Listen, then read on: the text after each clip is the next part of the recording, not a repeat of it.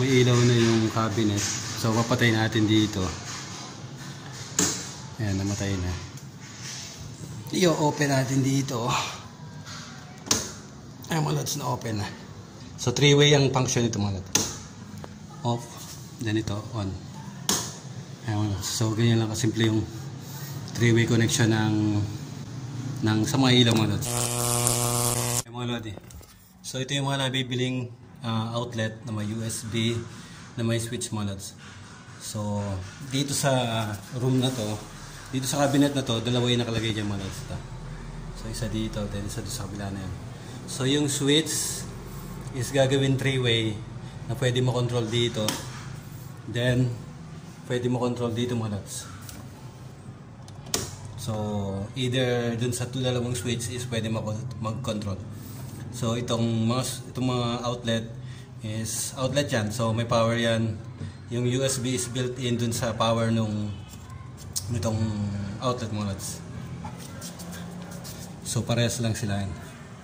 So punta tayo sa likod mga lods. So sa likod, ito mga lods, nakahiwala yan. So magkahiwala yan ito. So ito yung may power na USB and yung power ng outlet mga lods. So built in na yung USB dyan dun sa loob nung outlet na yung mga lods. So yung switch is nakahiwalay. Makita nyo nakahiwalay yan. Doon sa isang mga lods nakahiwalay din. So ito ay pinalagay nung kliyente, and dito sa dito sa gumawa to nung cabinet. So sila dapat ang may nito, sa kanila dapat to mga lods. So pinagawa lang sa atin ito kasi hindi mailagay nung nagagawa ng cabinet yung sa para sa switch na mati 3-way. So gagawin natin 3-way lang yung gagawin lang natin na 3-way na switch na either dun sa dalawang switch is pwede mag on and off mga lods. So, yung sa mga video na mga nauna natin about sa 3-way. So, makikita nyo yung may 1 and 2 yan mga lods. Yan. So, yun yung 2. Yan sa taas. Ang sa baba niyan is yun yung 1 mga lods. Yan. Yun yung 1. Hindi mga yan. 1. Then, common to isa mga lods. Ito yung pinakang common. So, ang nilagay nila dati is yung isang switch na kaya may wire yung mga lods yan. So, may LED, yun yung pinakang driver ng LED para dito sa cabinet na to. Gagawin lang natin 3-way yung pag-on nung driver na yung mga lods. So same same function din ang ginagawa natin na 3-way dun sa ilaw mga lods. Ang switch lang nitong switch na to is yung driver na yung mga lods. Yun lang yung gagawin natin na 3-way para lang mag-on yung ilaw. Kasi 12 volts lang yung ilaw mga lods. So kaya hindi pwedeng direct. Driver dapat i-on natin. So, paano ba natin ikakabit yung 3-way na yan mga lods? So, makita nyo 1 and 2. Sa kabila 1 and 2. Kinakabit lang natin sila mga lods. So, 1 is 1, then 2 is 2. Para lang dito sa wire na ito mga lods. Yung isa, eto na yung isa mga lods. Ikakabitin natin yan. Then, yung wire na para dun sa driver, ilalagay natin dun sa common. Then yung isang line nung line ng power is nakalagay na yun dun sa driver mga lods. So parang neutral yun or line 2 na nakalagay na dun sa ilaw mga lods. So ito is sa driver nakalagay. So yung line 1 nung driver is dito natin ikakabit sa common nito. Then yung isang line 1 ng power, yung line 1 nito, yung tinanggal natin ngayon, silalagay ngayon natin dito sa common mga lods. So yun lang yung gagawin natin. So, simpleng lang to, simpleng 3-way lang yan mga lods. So, kayang-kaya nyo yan. Wala din. So, nakakabit na yung dalawang wire. Makita nyo itong dalawang wire na yan.